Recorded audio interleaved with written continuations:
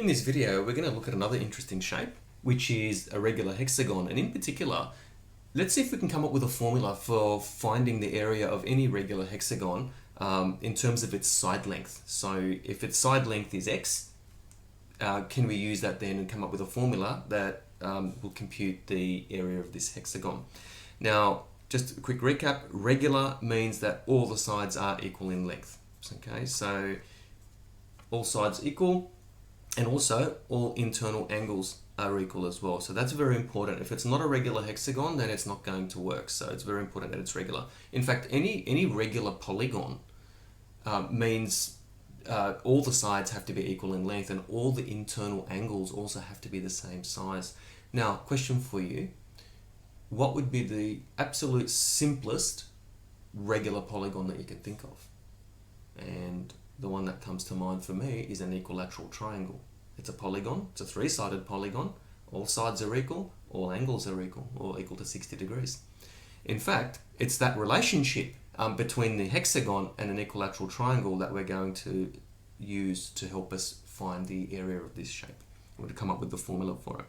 So a regular hexagon can in fact be broken up into 6 equal or congruent equilateral triangles.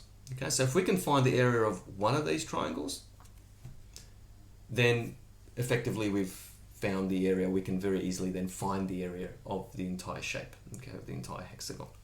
So there's an equilateral triangle, okay, and it's 60 degrees, all angles. Side length there is x, so the area of the equilateral triangle,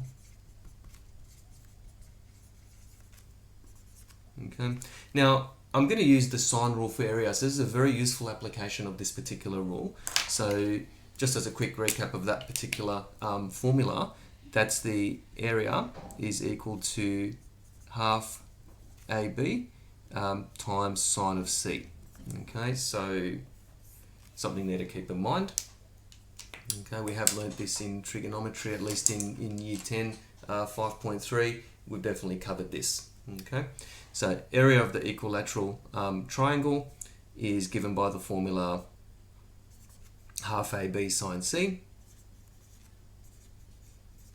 Okay, AB refer to the sides. Okay, actually these two sides here, all the sides are equal, all the angles are equal, so it doesn't matter which two sides we pick.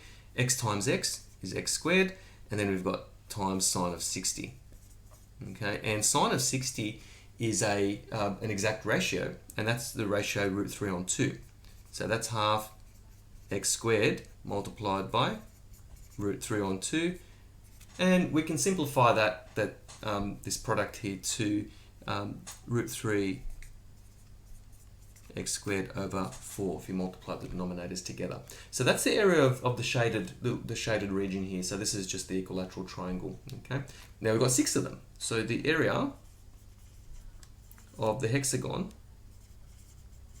So this is in terms of the side length x. So the area of the hexagon is really 6 of these, isn't it? 6 times root 3 on 4 x squared. Okay, so I'll just sort of move the x squared off a little bit so you can see that what I'm going to do is I'm going to multiply these together, and that will give us 3 root 3 on 2. 6 on 4 simplifies to 3 on 2 x squared. Now let's apply this formula. So let's say, for example, the side length was 5 centimeters. What would the area of this hexagon be? Okay. So let's say if x is equal to 5 centimeters, okay, the area of the hexagon is going to be equal to 3 root 3 on 2 times 5 squared. Okay, and that's going to be equal to, I'll need a calculator for this one. Okay, so 3, it's actually a fraction button, 3 root 3, okay, on 2 times 5 squared, and we get 64.95. square centimeters. It looks somewhat like pi r squared, doesn't it? There's like an r squared there, kind of like a radius, isn't it? Right? You don't have pi here, it's 3 root 3 on 2.